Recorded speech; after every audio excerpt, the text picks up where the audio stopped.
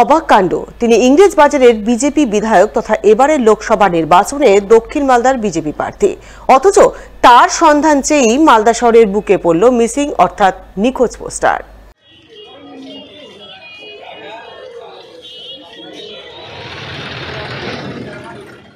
মিত্র নিখোঁজ বলে লিখা, আরো শুনছি নাকি কোথাও কোথাও দেওয়া আছে। কি ব্যাপার, কি বৃত্তান্ত কিছুই তো বুঝতে পারছি না। কে বা কারা করলো কিছুই তো মাথায় আসছে না।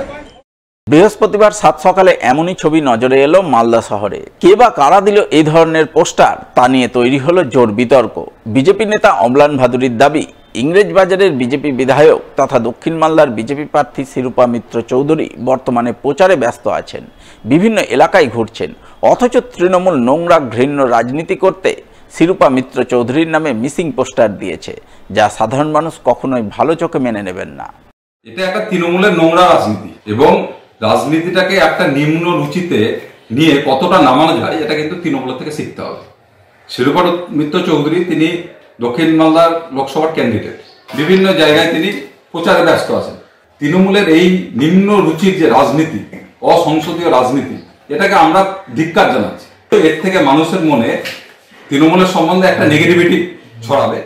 যদিও তৃণমূল নেতা বাবলা সরকারের দাবি, এটা বিজেপিরই আভ্যন্তরীণ ক্ষোভ বিক্ষোভের ফল, এর সঙ্গে তৃণমূলের কেউ কোনোভাবেই যুক্ত নন।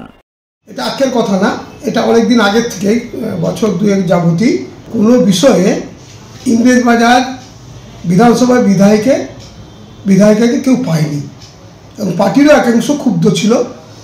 এর আগেও এটা পোস্টার পড়েছিল। বর্তমানে উনি সাংসদের প্রার্থী ডিক্লেয়ার হওয়ার পর থেকে ওনাদের মধ্যে একটা বিরাট কোন্দল চলছে। মানুষ স্বাভাবিক ওনাকে দেখতে পাচ্ছে না বলেই বিজেপিরই একাংশ এইগুলো করছে। এটা ওদের দলীয় ব্যাপার, এই ব্যাপারে তৃণমূলের এইসব নিয়ে মাথা খাওয়ার ব্যাপার নেই। ভোটের মুখে মালদার মানিকচকের মথুরাপুর গ্রাম পঞ্চায়েতে প্রকাশ্যে এলো বিজেপির প্রধান ও পূর্ত সঞ্চালকের মধ্যে কাজিয়া। বিজেপির সঞ্চালকের বিরুদ্ধে অবৈধভাবে বিল পাস করার জন্য হুমকি দেওয়ার অভিযোগ তুললেন খোদ বিজেপির প্রধান। এমনকি এই মর্মে প্রধান মৌসুমী মণ্ডল তার দলের সঞ্চালকের বিরুদ্ধে লিখিত অভিযোগ দায়ের করলেন পুলিশে। সঞ্চালক আছেন, ও বলছে মাটির বিল করতে হবে। কত টাকার?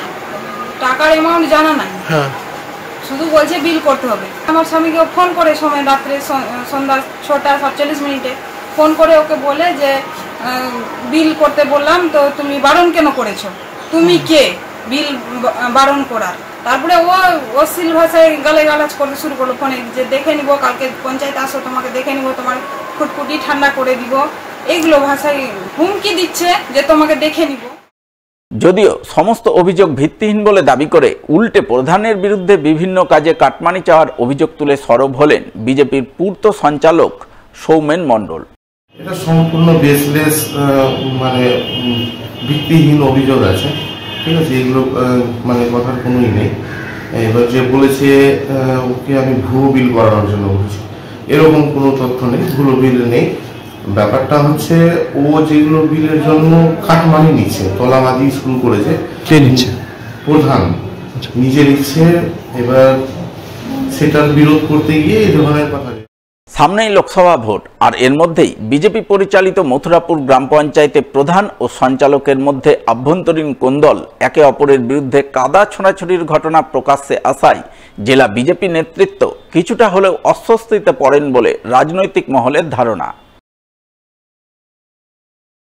আসন্ন লোকসভা নির্বাচনে দলের সমস্ত শাখা সংগঠনকে ময়দানে নামাতে তৎপরতা শুরু করল মালদা জেলা তৃণমূল।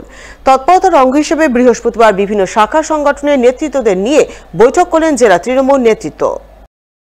এদিন এই বৈঠক অনুষ্ঠিত হয় মালদা টাউন হলে। উপস্থিত ছিলেন উত্তর মালদা লোকসভা আসনের তৃণমূল প্রার্থী প্রসূন ব্যানার্জি এবং দক্ষিণ মালদা লোকসভা আসনের তৃণমূল প্রার্থী শাহনাজ আলী রায়হান। এছাড়া উপস্থিত ছিলেন জেলা তৃণমূল সভাপতি আব্দুর রহিম বক্সি, সহসভাপতি বাবলা সরকার, দলের জেলা কমিটির চেয়ারম্যান সমর মুখার্জি, মহিলা তৃণমূলের জেলা সভানেত্রী সাগরিকা সরকার সহ আরও অনেকেই।